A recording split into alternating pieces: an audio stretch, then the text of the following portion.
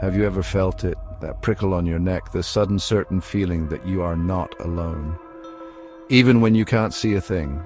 I've chased mysteries all over the globe, but sometimes the most unsettling encounters happen closer to home. This is one such story. It's about a man named Michael, and a trip into the deep woods that changed him forever. He went looking for beauty. He found something else entirely. Michael was an ordinary guy. He worked a 9 to 5, paid his bills, lived a quiet life in the city, but he had a passion for nature photography. It was his escape. He loved the silence of the wild, the way the light filtered through the leaves. He dreamed of remote landscapes. He set his sights on the Olympic National Forest, a vast expanse of ancient trees in Washington state. This place is legendary, full of moss-draped giants. Some trees here have stood for centuries. Michael wanted to capture its soul. He researched trails, planned his solo expedition with care. His backpack was heavy with gear. The wilderness was calling him. He was ready to answer. The trailhead was just the beginning, a small gravel parking lot, a simple wooden sign. Beyond it, the forest loomed. It was like stepping into another world. The air grew cooler. The light dimmed. The sounds of the road faded almost instantly, replaced by the whisper of the wind through the high branches.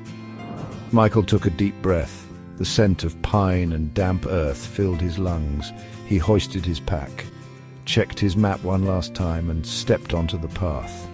He hiked for hours. The trail wound deeper and deeper into the forest, up steep inclines, across small rushing streams. The trees grew taller, thicker. Their massive trunks were covered in vibrant green moss. Ferns carpeted the forest floor. It was beautiful. Michael stopped often to take photos, trying to capture the scale, the textures, the ethereal light. He felt a sense of peace, a solitude that was both comforting and profound. As late afternoon approached, he found a suitable spot to make camp. He set up his tent with practiced efficiency, ready for whatever the night might bring, or so he believed. Night fell completely, and with it, a darkness unlike anything Michael had experienced in the city. Out here, under the dense canopy of the old-growth forest, it was absolute. The moon, even if it was out, couldn't penetrate this thick green roof. His campfire was a small beacon, pushing back the shadows only a few feet. Beyond its flickering orange glow, the forest was a wall of black. He ate his simple meal, listened to the fire hiss and pop, tried to relax, but a strange tension was creeping in.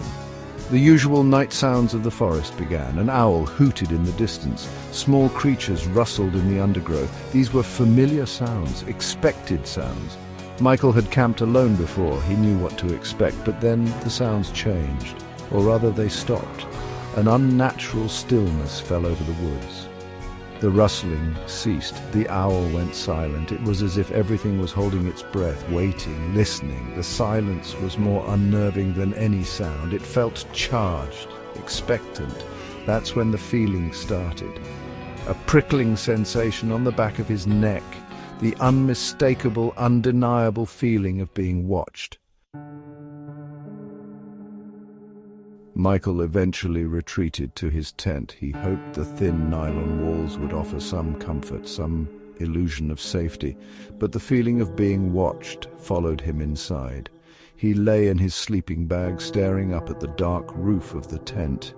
Every tiny sound from outside was magnified. A falling leaf sounded like a footstep. The wind sighing through the branches sounded like a whisper. Sleep was impossible. His heart hammered against his ribs. He sat bolt upright. Adrenaline surged through him. He couldn't just lie there. He had to know, or at least he had to look.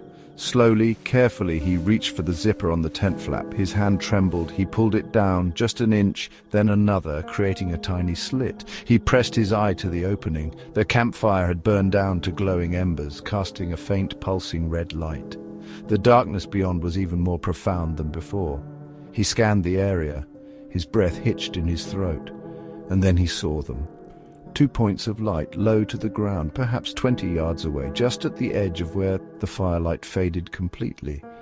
They were small, but they glowed with an unnatural intensity, reflecting the faint embers or perhaps generating their own light. He blinked. Were they real, or just a trick of the light? No. They were steady, unwavering eyes, animal eyes, he thought at first. A deer, a coyote, but these were different. There was something about their spacing, their intensity, something that sent a fresh wave of cold dread through him. Time seemed to stop.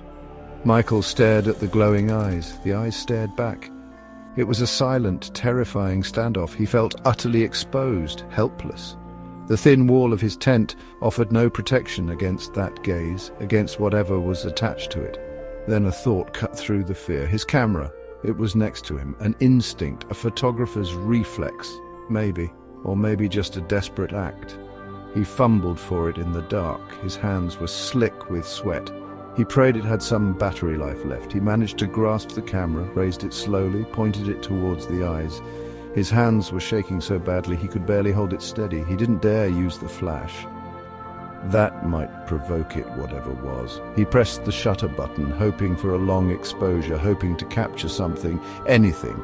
The click of the shutter sounded deafeningly loud in the silence. For a moment, nothing happened.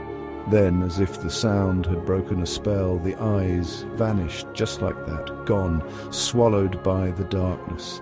That was the longest night of Michael's life. He didn't sleep a wink.